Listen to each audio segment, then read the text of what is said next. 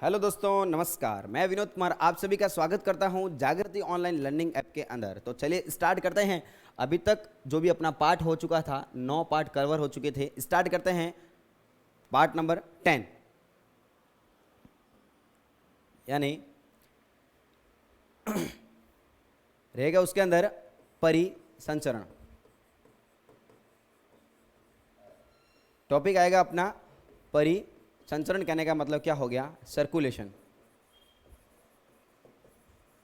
Circulation, what you mean by circulation? क्या मतलब होता है सर्कुलेशन का? कंप्लीट जानकारी लेंगे इसके अंदर। तो सबसे पहले मैं बात करता हूं कि सर्कुलेशन की स्टडी करना क्या कहलाएगा। अगर मैं कोई ऐसे डॉक्टर होते हैं जो सर्कुलेशन की स्टडी करते हैं, सर्कुलेशन की स्टडी करना कहलाएगा एंजियोलॉजी। क्या कहलाता है? एंजियोलॉजी। एंजियोलॉजी। एंजियो कहने का मतलब क्या हो गया? सर्कुलेशन। लॉजी कहने का मतलब क्या हो गया? अध्ययन करना। तो अगर परिचंचरण का अध्ययन करता हूं मैं, परिचंचरण का मतलब क्या होता है? यानी इस हृदय ने जैसे ही पंप किया, जैसे ही हृदय ने पंप किया, ये किसके पास में गया? सेल के पास में, कोशिकाओं के पास में। कोशिकाओं से कहां पर गया? हृदय के पास में। हृदय से कहां पर गया? फेफड़ों के पास में। और लंग्स के पास में गया, और लंग्स से वापस कहां पर आ गया? यहां पर।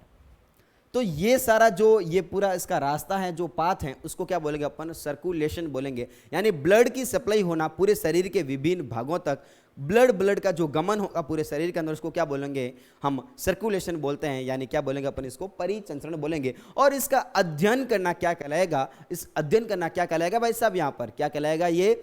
यानी ये कहलाएगा सर्कुलेशन, यानी एंजियोलॉजी कहलाएगा। सर्कुलेशन की स्टडी करना क्या कहलाएगा? एंजियोलॉजी कहलाएगा। अब बात करेंगे कि हमने देखा था अभी नेक्स्ट लास्ट पार्ट के अंदर देखा था आपने कि यहाँ पर जो भी इसकी कार्य की होती है, ऐसे ऐसे हृदय के अंदर जो रक्त होगा वो आता है। तो यहाँ पर हमने एक बात करते हैं कि यहाँ से गया रक्त कहाँ पर? हृदय के पास में। सुनना, यहाँ पर रक्त कहाँ पर गया? कोशिकाओं से कहाँ पर गया? हृदय के पास में। सुनना, किस पे आ गया ये रक्त? हृदय के पास में। हृदय के पास में आ गया एक बार। हृदय से कहाँ पर गया एक बार? फेफड़ों में। फेफड़ों से शुद्धिकरण के बाद में वही रक्त कहां पर आ गया? वापस हृदय के अंदर। तो बताओ, हृदय के पास में रक्त कितनी बार आया? सर एक बार तो यहां पर आया था, कोशिकाओं से इकट्ठा होकर यहां पर। हृदय ने पंप किया, कहां पर चला गया? फेफड़ों के पास में। फेफड़ों ने शुद्धिकरण करके वापस कहां पर डाल दिया? उसको वापस हृदय के पास में आ गया। और वापस हृदय के पास में आता है तो ध्यान देना, जब ये वापस हृदय के पास में आएगा, यानी ये 2 बार हृदय के पास में आया एक सर्कुलेशन के अंदर। जब ये हृदय पूरा शरीर के अंदर घूम के आया तो हृदय के पास में कितनी बार आया? वही रक्त 2 बार आया। कितनी बार आया? 2 बार। तो हमारा जो परिचंचरण होगा वो कैसा होता है? ध्यान देना, दोहरा परिचंचरण। कैसा होता है? दोहरा परिसंचरण। दोहरा परिसंचरण कहने का मतलब क्या हो गया? Double circulation. बात समझ में आई क्या? डबल सर्कुलेशन कहने का मतलब क्या हो गया? हृदय के पास में रक्त का 2 बार आना क्या कहलाएगा? डबल सर्कुलेशन कहलाएगा। ठीक है।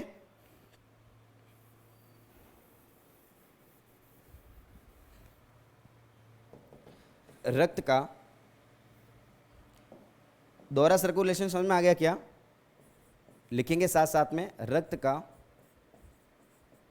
हृदय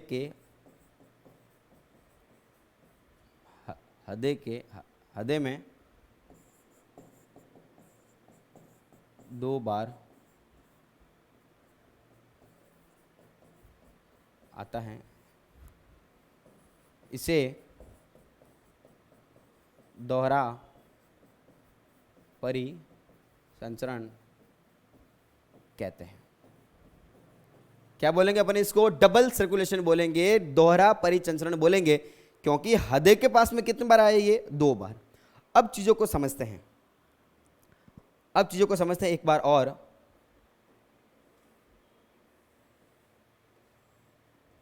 सभी बताएंगे? आप बताएंगे? यहां पर बताओ, ये वाला क्या होगा? Right atrium. नीचे वाला क्या होगा? Right ventricle. बहुत बढ़िया। यहां पर कौन सा होगा अपना? Left atrium. सभी बोलेंगे। ये वाला कौन सा होगा? Left ventricle. यहां पर शरीर की छोटी छोटी कोशिकाएं होगी, शरीर की छोटी छोटी सेल होगी। ये कहां पर गई? सभी मुझे नाम बताएंगे। जो अशुद्ध रक्त को लेके गया, यहां पर कौन लेके जाएगा? सभी बताएंगे साथ में, कौन लेके जाएगा? यहां पर फुफ्फुस, इसको क्या बोलेंगे अपन? महाशिरा, क्या बोलेंगे अपन इसको? महाशिरा यानी वेना कावा। इसको क्या बोलेंगे? महाशिरा यानी वेना कावा। और इसको रक्त को कहां पर गया? ये राइट वेंट्रिकल में। राइट वेंट्रिकल से कहां पर गया? अपने लंग्स के पास में, यानी फेफड़ों के पास में। और फेफड़ों से वहां पर बताओ, यहां पर कौन लेके गया? यहां पर फुफ्फुसीय धमनी। कौन लेके गया यहां पर? फुफ्फुसीय धमनी। ये क्या होगी अपनी? फुफ्फुसीय धमनी। ये वाला कौन सा होगा? फेफड़ों के पास में शुद्धिकरण होने के बाद में फुफ्फुसीय शिरा। पल्मोनरी आर्टरीज, पल्मोनरीज वेन किसमें गया? ये बड़ा सा पाइप याद आ रहा होगा आपको, क्या बोलेंगे अपन इसको? महाधमनी। महाधमनी कहने का मतलब क्या हो गया? एरोटा। इतनी बातें हमको समझ में आती हैं। अब देखो सुनना, एक परिचंचरण के प्रकार की बात करेंगे तो यहां पर जो प्रकार हुआ वो कौन सा हुआ? अपना डबल सर्कुलेशन, दोहरा परिचंचरण तंत्र। किसी किसी के अंदर ये एकल होता है, ठीक है, लेकिन मनुष्य के अंदर, कशेरुकों के अंदर एक कौन सा होता है? अपना डबल सर्कुलेशन यानी दोहरा परिचंचरण तंत्र। अब यहां पर एक बात समझनी होगी यहां पर कि जो सर्कुलेशन, सुनना, जो रक्त का हृदय से, समझना, रक्त का हृदय से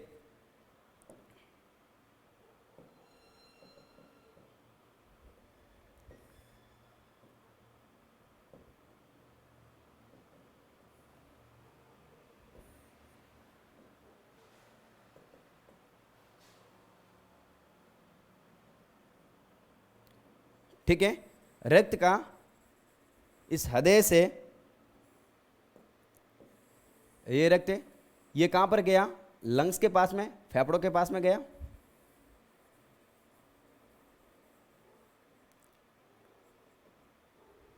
बात समझ में आ रही है क्या?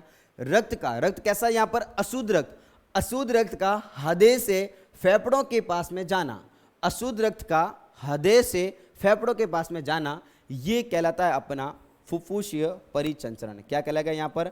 फुफ्फुसीय परिचंचरण। फुफ्फुसीय, फुफ्फुसीय, फुफ्फुसीय कहने का मतलब क्या हो गया? Pulmonary circulation. चीजों को समझना वापस एक बार और। जो अपना ब्लड था, जो अपना ब्लड था वो कहां से गया? हृदय से कहां पर गया? फेफड़ों के पास में। उस वाले परिचंचरण को क्या बोलेंगे अपन? फुफ्फुसीय परिचंचरण यानी पल्मोनरी सर्कुलेशन, समझना। और क्या हुआ यहां पर? जो अपना शुद्ध रक्त था, जो अपना शुद्ध रक्त था, उस शुद्ध रक्त का हृदय से अंगों तक जाना।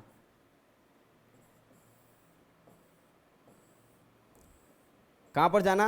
हृदय से अंगों तक। ये वाला कौन सा हो गया भाई? तो ये वाला हो गया देहिक। क्या बोलेंगे अपन इसको? देहिक परिचंचरण।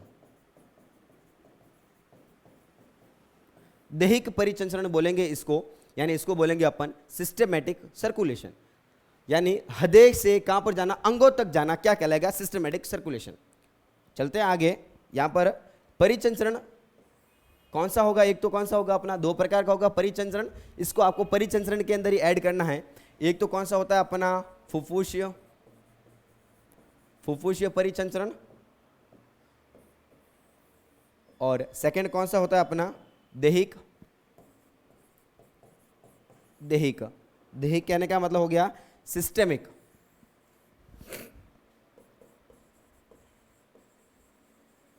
पल्मोनरी सर्कुलेशन, और इसको क्या बोलेंगे अपन? Systemic circulation. ओके, ये जो होगा अपना, समझना चीजों को, ये होगा वो क्या करेगा? हृदय से फेफड़ों तक रक्त किसमें आएगा? अपना फुफ्फुसीय सर्कुलेशन, फुफ्फुसीय परिचंचरण। और रक्त का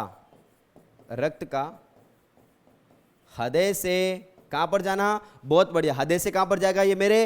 अंगों तक जाना, अंगों तक। ये क्या कहलाएगा? सिस्टमेटिक कहलाएगा, यानी क्या कहलाएगा? देहिक कहलाएगा। क्या बात है आपको समझ में आ गई क्या? रक्त का हृदय से फेफड़ों के पास में जाना, क्या कहलाएगा? फुफ्फुस यानी देख। और बताना हृदय का, रक्त का हृदय से अंगों तक जाना, ये क्या कहलाएगा मेरा? Systematic. It is the part of systematic circulation.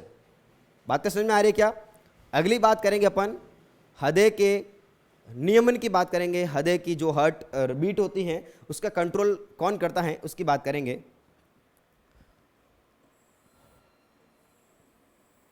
ये हो गया भाई हृदय। इस हृदय के अंदर, इस हृदय के अंदर यहां पर एक नोड होगी भाई। क्या होगी? यहां पर एक नोड होगी जिसका नाम क्या होगा? SA node. कौन होगी यहां पर? SA node. यहां पर एक और नोड होगी जिसका नाम क्या हो गया? AV node. बहुत बढ़िया। और यहां पर कौन होंगे? पुरकिंजे के तंतु होंगे। यहां पर कौन होंगे? बंडल ऑफ हिज होंगे।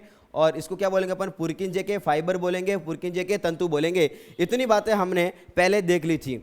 अब देखो क्या हुआ, अब समझना क्या हुआ कि जो भी हमारा हृदय होता है, जो भी हमारा हार्ट होता है, उसके पास में क्या होगा? ये जो कोशिकाओं का जो झुंड होगा, ये क्या होगी? चार्ज होगी। समझना, ये क्या होगी? चार्ज होगी। उसके अंदर आयन आएंगे। चीजों को बड़े आराम से समझना। अगर ये आपको समझ में आ गया तो हार्ट कैसे काम करता है ये समझ में आ जाएगा। इनके अंदर क्या होगा? ये चार्ज होगी, इनके अंदर आयन आएंगे। तो आयनों के कारण क्या होगा? इनके अंदर संकुचन होगा। आयनों के कारण क्या होगा? इसके अंदर संकुचन होगा। ये संकुचन आगे जाकर ये आयन को ट्रांसफर कर देंगे। अगली वाली जो कोशिकाओं का जो झुंड है उसको क्या कर देंगे? ये चार्ज कर देंगे। इनको चार्ज करने के बाद में ये अगली वाली कोशिका जो भी अपने बंडल ऑफ हिज और पुरकिंजे जो तंतु हैं उनके पास में ये सिग्नल को, मैसेज को भेज देंगे। तो कहने का मतलब क्या हो गया? कौन डिसाइड करेगा कि हार्ट के अंदर कॉन्ट्रैक्शन और रिलैक्सेशन को स्टार्ट किसने किया? हृदय के अंदर संकुचन और शीतलन को स्टार्ट किसने किया? तो स्टार्ट कौन करता है? यहां पर एस ए नोड। कौन करेगा? S A node. अगर ये जितना ज्यादा फास्ट होगा, सुनना, यानी उसको स्टार्ट किसने किया? इस एस ए नोड ने। ये जितना ज्यादा चार्ज होगा, ये जितना ज्यादा चार्ज होगा उतना ही चार्ज आगे जाके ट्रांसफर होगा। ये संकुचन होगा तो ये रिलैक्स होगा जब यहां पर क्या होगा? संकुचन होगा। कहने का सीधा सीधा मतलब इतना कि यहां पर जो चार्ज सबसे पहले कौन हुआ? यहां पर एसए नोड। कौन हुआ? SA node. यानी सबसे पहले संकुचन कौन हुआ? अपना एसए नोड। तो एसए नोड जब संकुचन होगा, जब क्या होगा? आगे इंफॉर्मेशन पहुंचेगी उनके अंदर, वो भी क्या होंगे? संकुचन होंगे। तब तक यहां पर क्या हो जाएगा? इनके अंदर रिलैक्सेशन हो जाएगा, शीतलन हो जाएगा। चीजों को वापस समझना, यहां पर क्या होगा? संकुचन, और तब तक ये इंफॉर्मेशन वहां पर गई। जब यहां पर संकुचन होगा तब यहां पर क्या हो जाएगा? शीतलन। आलिंदों में जब संकुचन होगा तब नीलों में क्या होता है? शीतलन होता है। और ये कंट्रोल किसने किया? ये रेगुलेट किसने किया? हृदय की स्पीड को ये किसने मेंटेन बना के रखा? इसने एसए नोड ने। एसए नोड ने बना के रखा, इसलिए क्या बोलेंगे अपन इसको? Pacemaker. क्या बोलेंगे अपन इसको? पेस मेकर बोलेंगे। पेस मेकर कहने का मतलब क्या हो गया? ये हृदय की गति पर नियंत्रण करता है। हृदय की गति पर नियंत्रण करता है।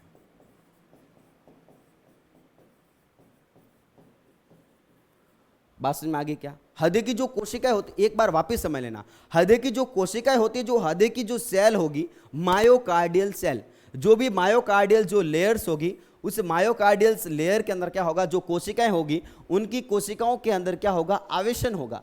स्व उत्तेजनशील बोलेंगे इसको। स्व उत्तेजनशील कहने का मतलब उनकी सेल क्या हो जाएगी? एक्साइटेड हो जाएगी, चार्ज हो जाएगी। जब वो चार्ज होती है तब उनके अंदर क्या होता है? संकुचन। तो सबसे पहले चार्ज करने का जो काम किसने किया? तो ये काम किसने किया? एस ए नोड ने। किसने किया? एस ए नोड ने। सीरा आलिंद्य घुंडी, और इसी को क्या बोलेंगे अपन? पेस मेकर बोलेंगे। वेरी वेरी इंपॉर्टेंट कि हमारे शरीर के अंदर पेस मेकर किसे बोलेंगे? तो पेस मेकर किसे बोलेंगे भाई? पेस मेकर किसे बोलेंगे अपन? एसए नोड को। इसको पेस मेकर क्यों बोला हमने? क्योंकि ये क्या करेगा? हृदय की गति को क्या करता है? ये नियंत्रित करता है, नियंत्रण करता है, रेगुलेट, कंट्रोल करता है। क्या बात समझ में आ गई आपको? ये हृदय के बारे में कंप्लीट जानकारी होगी। अब देखते हैं सीरा और धमनी के बीच में अंतर। देखते हैं सीरा और धमनी के बीच में अंतर। वेरी वेरी इंपॉर्टेंट चीज है ये, सीरा और धमनी। सीरा जिसको क्या बोलेंगे अपन? यहां पर वेन बोलेंगे, और होगी अपनी धमनी, यानी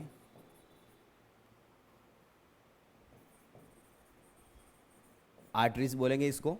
अब सुनना, जो भी अपनी सीरा होती है, जो शिरा होती हैं उनके अंदर जो रक्त बहता है हमेशा अशुद्ध रक्त बहेगा। कौन सा रक्त बहेगा यहां पर? अशुद्ध रक्त बहेगा। धमनी के अंदर जो रक्त बहता है बाबू, वो कौन सा बहेगा? शुद्ध रक्त बहता है। यानी अशुद्ध कहने का मतलब यहां पर क्या हो गया? अशुद्ध कहने का मतलब क्या हो गया? अनॉक्सिक रक्त हो गया। यानी इसमें रक्त कौन सा बहेगा? इसमें अशुद्ध रक्त बहेगा। इसमें हमेशा कैसा रक्त बहेगा? अशुद्ध रक्त बहता है। और इसमें कौन सा बहेगा? शुद्ध रक्त,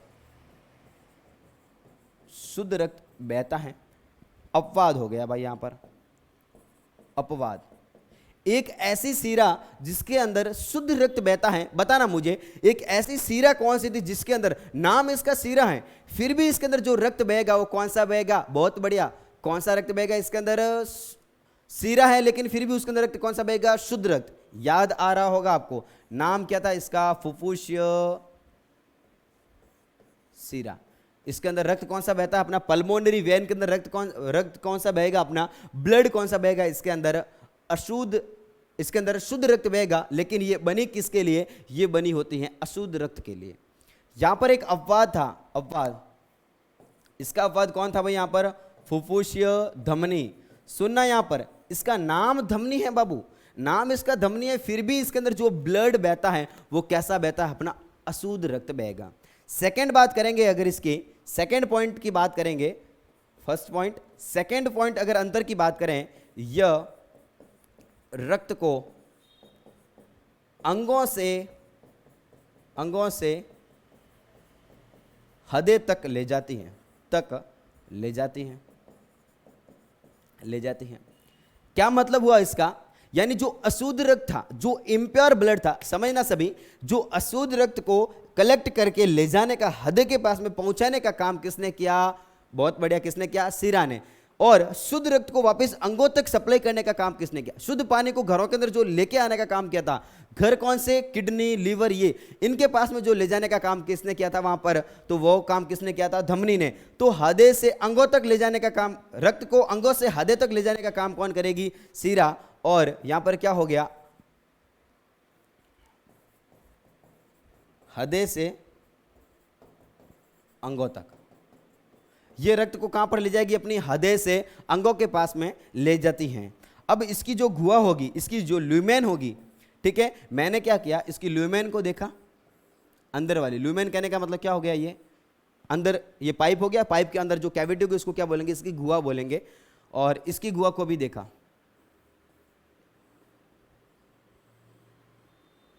जो इसकी गुहा होगी वो कैसी होती है? संकरी होती है थोड़ी। कैसी होती है भाई? संकरी। किसकी? धमनी की। और इसकी गुहा कैसी होती है? थोड़ी सी चौड़ी होती है। ठीक है, तो नेक्स्ट पॉइंट की बात करेंगे। इसकी गुहा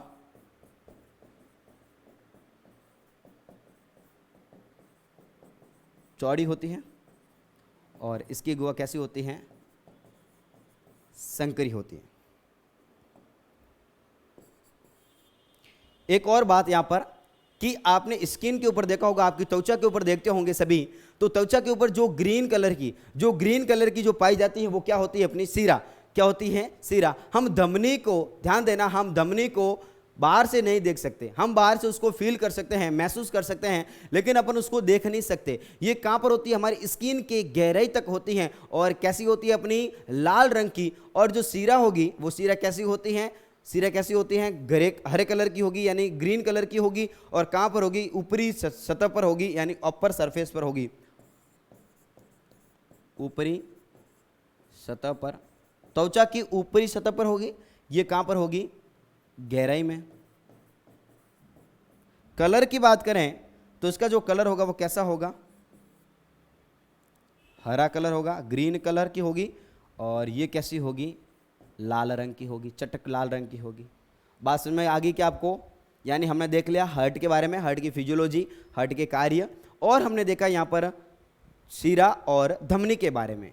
एक बार वापस समझ लेना, जो भी अपनी सीरा होगी वो सीरा, उसमें जो रक्त बहेगा वो कौन सा रक्त बहेगा? अपना कौन सा रक्त बहेगा? अशुद्ध रक्त।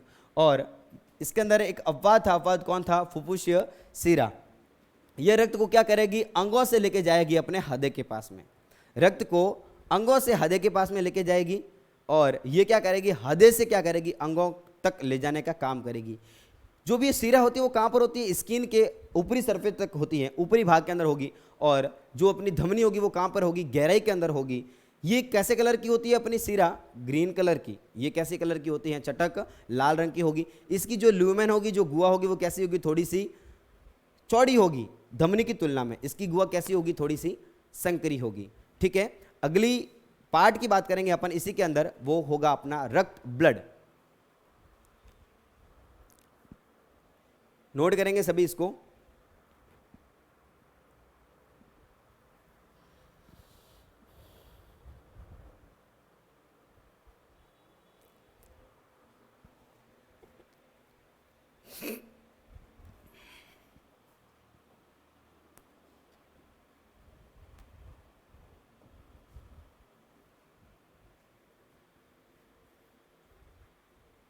स्टार्ट करते हैं अपन, वेरी वेरी एक इंपॉर्टेंट टॉपिक, ब्लड यानी रक्त।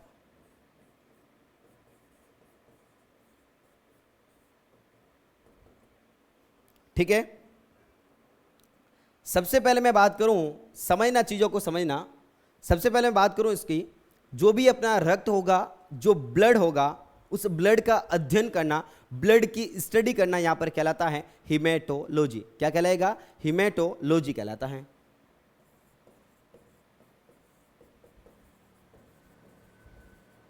रक्त का अध्ययन करना कहलाएगा हिमेटोलॉजी।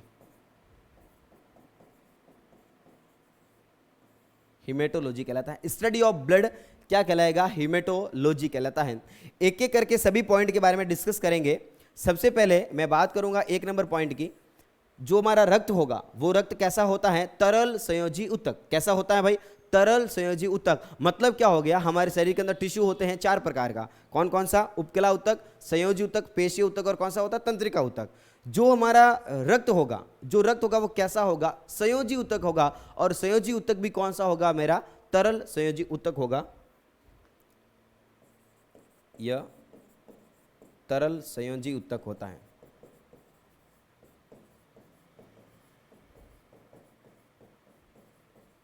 कैसा होगा, ये तरल संयोजी उत्तक होगा, यानी सॉफ्ट कनेक्टिव टिश्यू बोलेंगे इसको।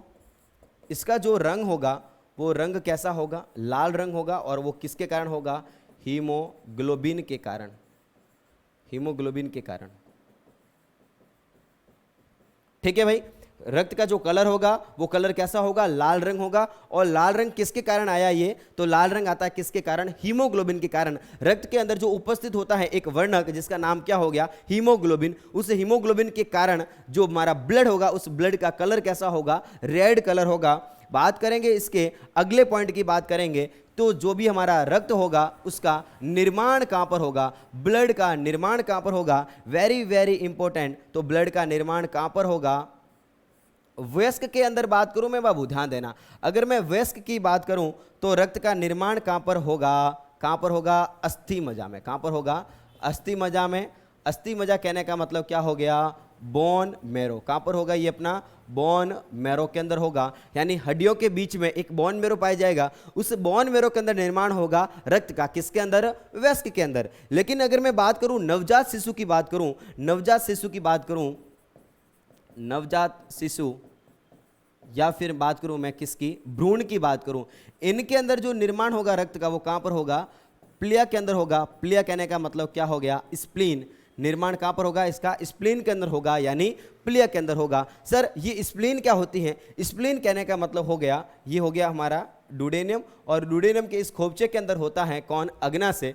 इस अग्नाशय के ऊपर एक संरचना पाई जाएगी जिसको क्या बोलेंगे अपन, स्प्लीन बोलेंगे, यानी क्या बोलेंगे, प्लिया बोलेंगे। इतनी बातें आपको समझ में आ रही है क्या। आगे चलते हैं अपन। यहाँ पर देखा हमने सबसे पहले ये कैसा उत्तक होता है, तरल संयोजी उत्तक होता है। और इसका जो कलर होगा वो कलर कैसा होगा, लाल रंग का होगा। लाल रंग इसको किसने दिया, तो लाल रंग देता ही किसके कारण, ये आता है उसके अंदर उपस्थित हीमोग्लोबिन के कारण इसका कलर कैसा होता है, लाल रंग का कलर होता है इसका। और इसका निर्माण कहां पर हुआ, वयस्क के अंदर, मेरे अंदर और आपके अंदर। निर्माण किसने किया, यहां पर किसने किया, अस्थि मज्जा ने किया, यानी बोन मैरो ने किया। और नवजात शिशुओं के अंदर इसका निर्माण किसने किया, प्लिया ने किया। अगले पॉइंट की बात करेंगे, अगले पॉइंट की बात करेंगे, नेक्स्ट पॉइंट। तो जो भी इसकी पीएच की बात करूं मैं, इसकी पीएच की बात करूं तो इसकी पीएच कितनी होगी 7.4। 7.4 यानी कैसा होगा ये, हल्का क्षारीय। कैसा होगा, हल्का क्षारीय। तो चीजों को समझना बाबू, चीजों को समझना कि जो भी रक्त होगा उस रक्त की पीएच कितनी होगी, पीएच होगी कितनी 7.4। और अगर सांस होगा तो क्या कहलाता है ये, उदासीन। सांस अगर ज्यादा हो जाता है उसको क्या बोलेंगे अपन, इसको क्या बोलेंगे अपन, इसको क्षारीय बोलेंगे। लेकिन क्षारीय भी कैसा, ये हल्का क्षारीय है, ठीक है। और बात करूं इसकी मात्रा की बात करूं, हमारे शरीर के अंदर इसकी कितनी मात्रा होती है, तो इसकी मात्रा अलग अलग होगी। ये कितनी होगी, समथिंग समथिंग कितनी पाई जाती है, ये 5 लीटर पाई जाती हैं। कितनी पाई जाती है यहाँ पर, ये 5 लीटर पाई जाती हैं। तो हमने कंप्लीट रक्त की बात की, तरल संयोजी ऊतक होगा, इसका रंग कैसा होगा, लाल रंग का होगा। इसकी पीएच कितनी होगी 7.4 होगी। और इसका निर्माण कहां पर होगा, अस्थि मज्जा के अंदर होगा, बोन मैरो के अंदर होगा। लेकिन नवजात शिशुओं के अंदर या फिर भ्रूण के अंदर, एम्ब्रियो के अंदर इसका निर्माण कहां पर होगा, स्प्लीन के अंदर होगा, प्लिया के अंदर होगा। इसकी मात्रा कितनी होती है, तो इसकी मात्रा कितनी होती है भाई, ध्यान देना, इसकी मात्रा कितनी होगी 5 लीटर। बात करूंगा मैं इसके कंपोजिशन की बात करता हूं, मैं इसके संगठन की बात करता हूं, ध्यान देना। जैसे मैंने ब्लड को लिया, चीजों को सुनना, जैसे मैं ब्लड को लेता हूं और ब्लड को लेके मैं इसको देखता हूं, जब मैंने ब्लड को लेके खोल के देखा तो ब्लड को, जब मैं रक्त को देखता हूं तो रक्त के अंदर ध्यान देना 2 चीजें पाई जाती हैं। चीजों को बिल्कुल आसानी से समझना, आसान भाषा के अंदर रक्त के अंदर 2 चीजें पाई जाती हैं। एक तो पाया जाता है प्लाज्मा। क्या पाया जाता है भाई यहाँ पर, प्लाज्मा। और प्लाज्मा कितना होगा 55%। कितना होगा 55%। 55% इसके अंदर क्या होगा, प्लाज्मा। और बाकी वाला क्या होंगे यहाँ पर, सॉलिड। सॉलिड क्या होंगे यहाँ पर, ठोस पदार्थ होंगे। और ठोस पदार्थ को क्या बोलेंगे अपन, कोशिका बोलेंगे। कोशिका यानी क्या बोलेंगे, सेल बोलेंगे। चीजों को समझना, मैंने ब्लड को लिया, जब मैं ब्लड को खोल के देखता हूं तो ब्लड को खोल के देखा मैंने, तो ब्लड के अंदर जो पानी पानी था, जो फ्लूइड था, जो लिक्विड था, उसको क्या बोला मैंने, प्लाज्मा। और इसके अंदर जो ठोस पदार्थ था, उस ठोस पदार्थ को क्या बोला मैंने, कोशिका बोला। क्या बोला इसको मैंने, कोशिका। ये कितनी होगी कोशिका, कितनी हो जाएगी, तो 45% हो जाएगी। क्या बातें समझ में आ रही है क्या आपको?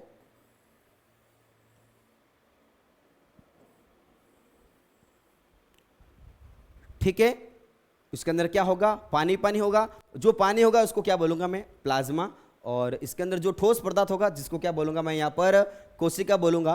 कोशिकाएं कितने प्रकार की होती हैं यहाँ पर, तो कोशिकाएं होती है भाई, ध्यान देना, कोशिका कितने प्रकार की होती हैं, 3 प्रकार की। आपने नाम सुना होगा, कौन कौन सी, आरबीसी, और कौन सी, डब्ल्यूबीसी, और कौन सी होगी अपनी, प्लेटलेट। प्लेटलेट यानी क्या हो गए, बिंबाणु बोलेंगे अपन इसको, बिंबाणु, प्लेटलेट। ठीक है। तो कोशिकाएं कितने प्रकार की होगी इसके अंदर, 3 प्रकार की। कौन कौन सी, आरबीसी, डब्ल्यूबीसी, और कौन सी होती है अपनी, प्लेटलेट। और अगर मैं बात करूं इसकी प्लाज्मा की, तो ये जो पानी पानी होगा, और इसके अंदर अगर मैं इसके कॉम्पोजिशन को देखूं, बाबू ध्यान से सुनना, चीजों को समझते जाना। अगर मैं इसके कॉम्पोजिशन को देखूं तो इस पानी के अंदर, पानी के अंदर 92% तो क्या होगा, पानी ही होगा। और उसके अंदर कुछ अन्य चीजें भी मौजूद होती हैं। अन्य चीजें भी मौजूद होती हैं। अन्य चीजें कौन सी, तो इसके अंदर अन्य चीजें होती हैं, कार्बनिक पदार्थ होते हैं इसके अंदर, कार्बनिक पदार्थ। कार्बनिक पदार्थ कहने का मतलब क्या हो गया, ऑर्गेनिक मैटर। और इसके अंदर होते हैं कुछ अकार्बनिक पदार्थ।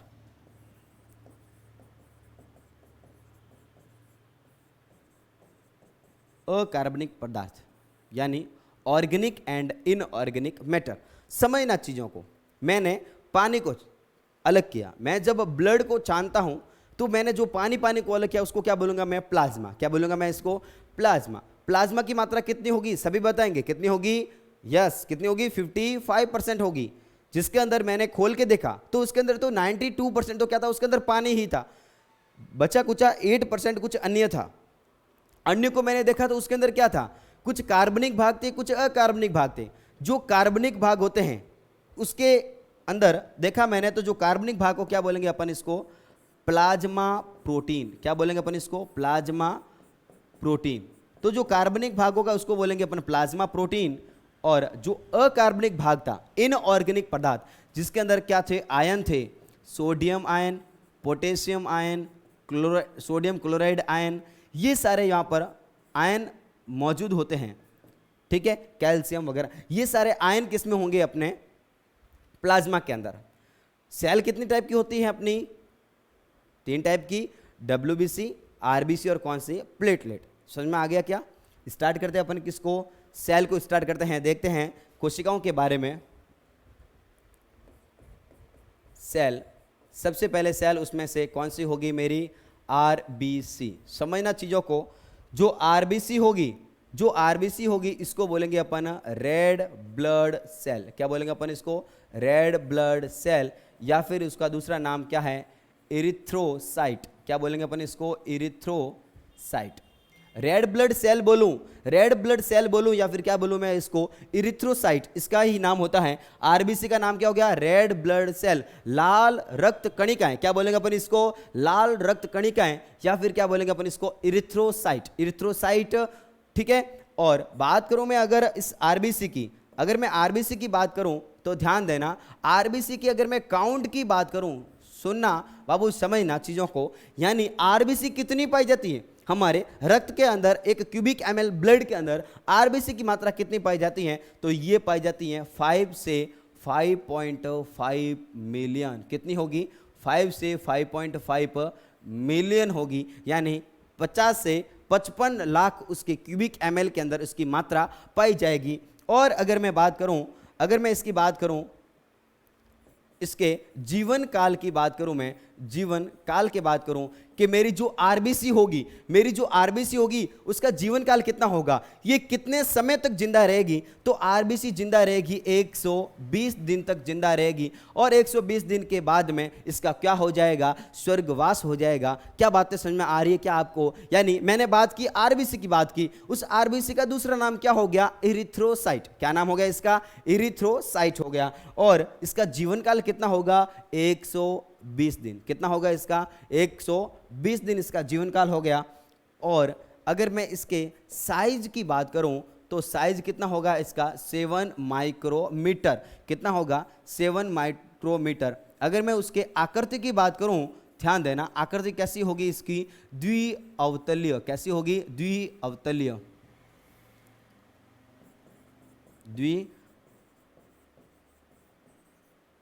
अवतलीय। अब समझना बाबू, वापस एक बार डायग्राम को बनाते हैं।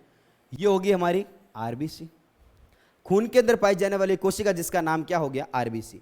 ये जो अपनी RBC होगी, उस RBC का काउंट कितना होंगे, यानी कितनी संख्या में पाई जाएगी ये? तो ये पाई जाएगी 50 से 55 लाख पाई जाएगी, यानी 5 to 5.5 मिलियन। इसका जीवन काल कितना होगा? Very very important. ये कितने महीने तक जिंदा रहेगी? तो कितने महीने तक जिंदा रहेगी? ये 4 महीने, यानी कितने दिन हो गए? 120 दिन। और इसके साइज की बात करूं तो साइज कितनी होती है इसकी? इसकी साइज कितनी होगी? 7 माइक्रोमीटर। कितनी साइज होगी इसकी? 7 माइक्रोमीटर होगी। और अगर मैं इसकी आकृति की बात करूं तो इसकी आकृति कैसी होती है? द्विअवतलीय। कैसी होगी? द्विअवतलीय होगी। अब समझना, चीजों को समझना। अब इनके अंदर क्या होगा बाबू? ध्यान देना, इनके अंदर क्या होगा? एक पिगमेंट पाया जाएगा, एक वर्णक पाया जाएगा। इस वर्णक को क्या बोलूंगा मैं? हीमोग्लोबिन। क्या बोलूंगा यहां पर मैं इसको? हीमोग्लोबिन। RBC के अंदर क्या हुआ? RBC के अंदर मैंने एक चीज को देखा जिसका नाम क्या हो गया? हीमोग्लोबिन। ये हीमोग्लोबिन होता है, इसी के कारण जो RBC का जो खून का जो रंग होता है वो कैसा होता है? रेड कलर का होता है, लाल रंग का होता है, ठीक है। और जब मैंने हीमोग्लोबिन को देखा तो हीमोग्लोबिन का निर्माण बना हुआ एक पदार्थ से। हीमोग्लोबिन को जब मैं खोल के देखता हूं तो हीमोग्लोबिन के अंदर एक तत्व पाया जाता है जिसका नाम है लोहा। Fe कहने का मतलब क्या हो गया? लोहा। अगर हमारे शरीर के अंदर, समझना चीजों को, हमारे शरीर के अंदर अगर लोहे की कमी होगी, सुनना, अगर हमारे शरीर के अंदर कमी होगी, किसकी? लोहे की अगर कमी हो गई तो क्या हो जाएगा?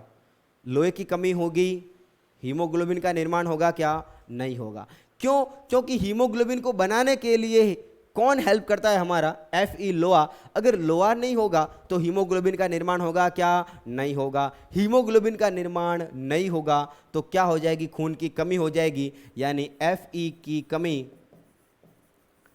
की कमी से क्या हो जाएगी? खून की कमी हो जाएगी, खून की कमी। और खून की कमी होना क्या कहलाएगा? एनीमिया कहलाएगा। क्या कहलाएगा भाई? एनीमिया कहलाएगा। ठीक है, यानी ब्लड की कमी होना क्या कहलाता है? एनीमिया कहलाता है। खून की कमी क्या कहलाती है? एनीमिया कहलाती है। अब देखो बात करेंगे यहां पर कि हीमोग्लोबिन करता क्या है। सुनना, हीमोग्लोबिन करता क्या है? तो हीमोग्लोबिन क्या करेगा? ऑक्सीजन को लाने ले जाने का जो काम करेगा, ऑक्सीजन को बांधने का जो काम करेगा, वो कौन करेगा? हीमोग्लोबिन। कौन करेगा भाई? यहां पर हीमोग्लोबिन करेगा।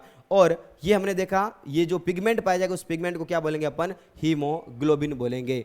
जैसे ही आरबीसी के जीवन काल कंप्लीट हो गया, जैसे ही उसका जीवन काल कंप्लीट हो गया, कितना होता है आरबीसी का जीवन काल? बहुत बढ़िया, 120 दिन। जैसे उसका 120 दिन कंप्लीट हो चुका है, अब इसका क्या हो जाएगा? स्वर्गवास हो जाएगा। तो आरबीसी का स्वर्गवास की बात करूं मैं, स्वर्गवास, तो स्वर्गवास कहां पर होगा इसका? प्लिया के अंदर होगा। प्लिया कहने का मतलब वही अपनी स्प्लीन। बात समझ में आ रही है क्या? आरबीसी का कब्रिस्तान किसे बोलेंगे अपन? प्लिया को बोलेंगे, स्प्लीन को बोलेंगे। और ध्यान देना, आरबीसी का निर्माण कहां पर हुआ? बहुत बढ़िया, आरबीसी का निर्माण तो कहां पर होता है? अपना अस्थि मज्जा के अंदर, बोन मैरो के अंदर। लेकिन उसका स्वर्गवास कहां पर हुआ? स्वर्गवास कहां पर होता है? प्लिया के अंदर, स्प्लीन के अंदर। इतनी बातें आपको समझ में आ चुकी होगी। आगे बात करेंगे, सभी नोट करेंगे साथ में।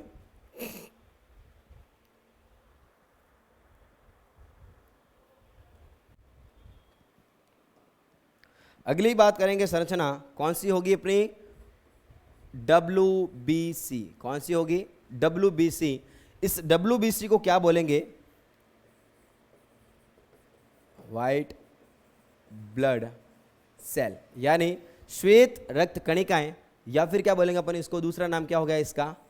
ल्यूकोसाइट। इसको बोलेंगे अपन ल्यूकोसाइट। ल्यूकोसाइट भी बोल सकते हैं अपन इसको, WBC को। कैसी होती है ये? रंगहीन होती है। कैसी होती है ये? रंगहीन होती है, क्योंकि इसमें हीमोग्लोबिन क्या होगा? एब्सेंट होता है। हीमोग्लोबिन नहीं होने के कारण ये कैसी होती हैं? रंगहीन होती हैं। अगर इसकी मैं बात करूं, संख्या की बात करूं, इसके काउंट की बात करूं, तो इसके काउंट होते हैं 4000 से 8000, ये समथिंग समथिंग इतने होते हैं। 4000 से 8000 इसके काउंट पाए जाते हैं। और ये वापस अलग अलग प्रकार की होती हैं। WBC को मैंने देखा तो WBC होती हैं दो प्रकार की। WBC होती है दो प्रकार की। एक होती हैं अकणिकाणु। अकणिकाणु,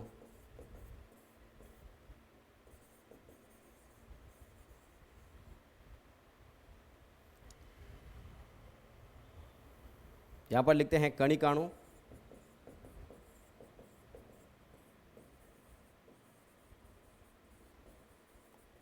ग्रेन्युलोसाइट। कणिकाणु यानी क्या हो गया? ग्रेन्युलोसाइट, जिसके अंदर कण प्रेजेंट होंगे। और दूसरी क्या होगी? अकणिकाणु।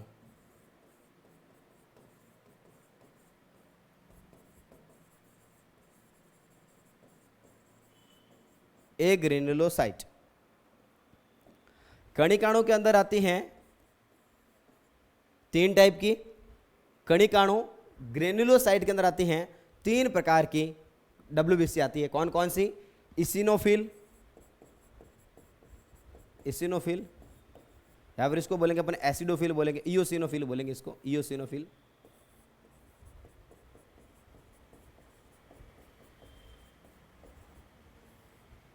दूसरी कौन सी होगी? बेसोफिल। और न्यूट्रोफिल। न्यूट्रोफिल।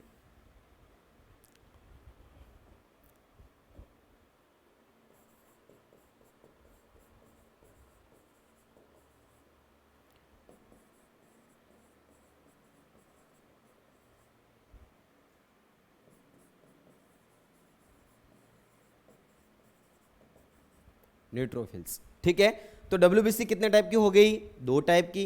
कौन कौन सी? कणिकाणु, अकणिकाणु, ग्रेन्युलोसाइट, और कौन सी होगी? ए ग्रेन्युलोसाइट। अकणिकाणु के अंदर कितनी प्रकार की? 2 प्रकार की। वापस कौन कौन सी होगी? मोनोसाइट और दूसरी कौन सी होगी? लिम्फोसाइट। लिम्फोसाइट, मोनोसाइट और कौन सी होगी? लिम्फोसाइट।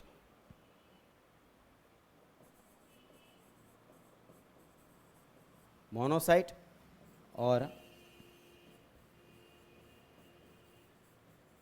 लिम्फोसाइट। लिम्फोसाइट होती है वापस 3 प्रकार की। लिम्फोसाइट होती है वापस 3 प्रकार की। एक होती है कौन सी? बी लिम्फोसाइट, टी लिम्फोसाइट, और कौन सी होती है? नेचुरल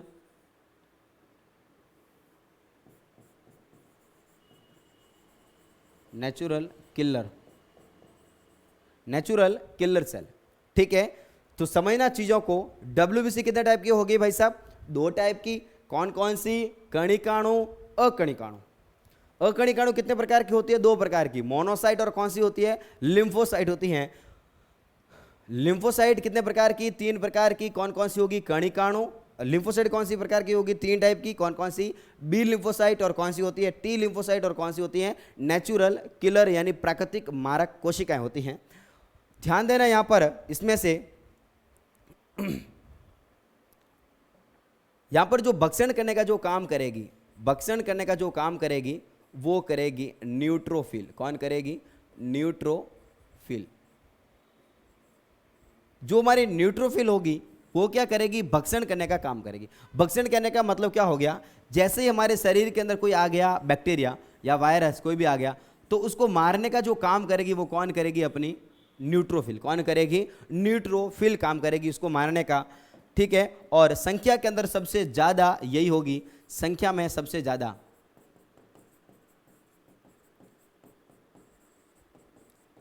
संख्या में। ध्यान देना, अगर कोई पूछ ले कि संख्या में सबसे ज्यादा डब्ल्यूबीसी कौन सी होगी, तो संख्या में सबसे ज्यादा कौन सी होती है डब्ल्यूबीसी? अपनी न्यूट्रोफिल। न्यूट्रोफिल की मात्रा सबसे ज्यादा होती है। और जो भी न्यूट्रोफिल होगी हमारी, वो न्यूट्रोफिल क्या करेगी? ये भक्षक करने का काम करेगी। यानी भक्षक करने का मतलब क्या हो गया? फेगोसाइटोसिस। फेगोसाइटोसिस या फेगोसिस बोलेंगे, फेगोसाइटोसिस। ठीक है, और मां भक्षकाणु का जो काम करेगी, मां भक्षकाणु यानी मैक्रोफेज,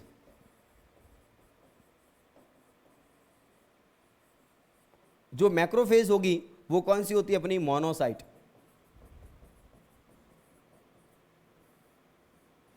ठीक है, मोनोसाइट को क्या बोलेंगे अपन? मैक्रोफेज सेल बोलेंगे। अगली स्ट्रक्चर आती है अपनी कौन सी वाली? बिंबाणु। बिंबाणु यानी इसको बोलेंगे अपन प्लेटलेट, प्लेटलेट, या फिर इसको बोलेंगे अपन थ्रोम्बोसाइट। थ्रोम्बोसाइट बोलेंगे, या फिर क्या बोलेंगे अपन? इसको प्लेटलेट बोलेंगे। इसका जो ध्यान देना, इसका जीवन काल होगा, जीवन काल वो कितना होगा? 8 से 10 दिन होगा जीवन काल। और इनका जो कार्य होगा, मेन बात एक ही है, इसका कार्य क्या होगा? रक्त का थक्का जमाना, रक्त का थक्का जमाना। क्या बात समझ में आ गई क्या आपको? ब्लड को देखा हमने, जब ब्लड को मैंने खोल के देखा, ब्लड के अंदर 2 चीजें कौन कौन सी होगी यहां पर? प्लाज्मा, दूसरा कौन सा हो गया? कोशिकाएं। कोशिकाएं कितने प्रकार की? 3 प्रकार की। कौन कौन सी? आरबीसी, डब्ल्यूबीसी, और कौन सी? प्लेटलेट। जो भी हमारी प्लेटलेट होगी, उस प्लेटलेट का काम क्या हो गया? रक्त का थक्का जमाना काम हो गया। डब्ल्यूबीसी का काम क्या हो गया? ये हमारे प्रतिरक्षा में हेल्प करेगी, यानी जो शरीर के अंदर जो रोगाणु वगैरह आएंगे उसको मारने का काम करेगी। और आरबीसी ये क्या करेगी? ये क्या करेगी? ऑक्सीजन का आदान प्रदान करेगी। मैं ऑल ओवर बात करूं, रक्त का कार्य क्या हो गया?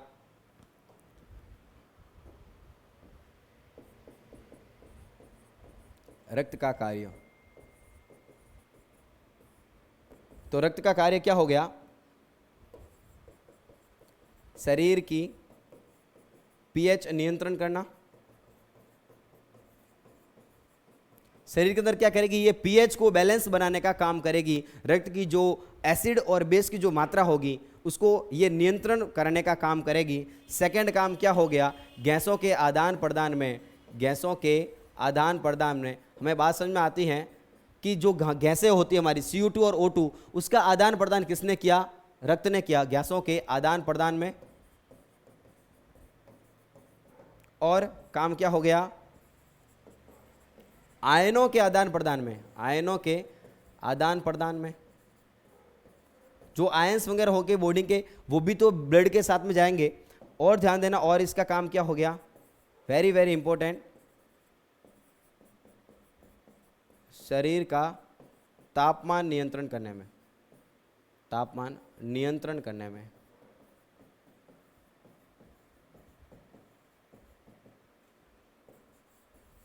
अगला काम हो गया हार्मोन, हार्मोन के परिवहन में। हम जानते हैं कि जो भी हमारी ग्रंथि होगी, जो ग्लैंड होती है, वो क्या करती है, हार्मोन को ब्लड में डालेगी, रक्त में डालेगी। तो रक्त के द्वारा ही क्या होगा, हार्मोन का क्या होगा, परिवहन होगा, ट्रांसपोर्टेशन होगा। तो इतने सारे काम होते हैं हमारे ब्लड के। वैसे बहुत सारे और भी काम होते हैं, लेकिन इतने बहुत हैं। शरीर के पीएच नियंत्रण करना, गैसों का आदान प्रदान करना, गैसें कौन सी, O2 एंड कौन सी होगी, CO2, और आयनों का क्या करना, आदान प्रदान में। और क्या हो गया, शरीर का तापमान नियंत्रण करने में, बॉडी का टेम्परेचर को रेगुलेट करने में। और क्या काम हो गया इसका, हार्मोन के परिवहन में, हार्मोन को ट्रांसपोर्ट करने में। Okay, thank you.